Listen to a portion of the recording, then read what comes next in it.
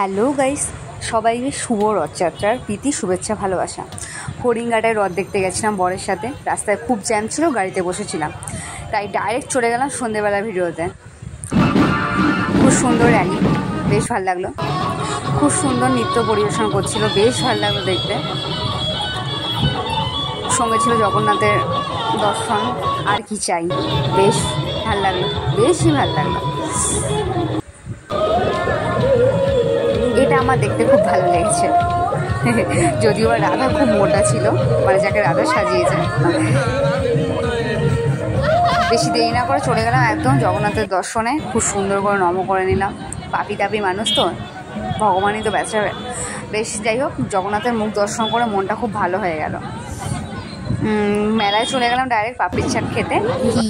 তারপর নাগরদোলা দেখলাম, দেখে এত ভিড় ছিল, বাড়ি চলে আসলাম। এই বলে ব্লগ শেষ করলাম, টাটা।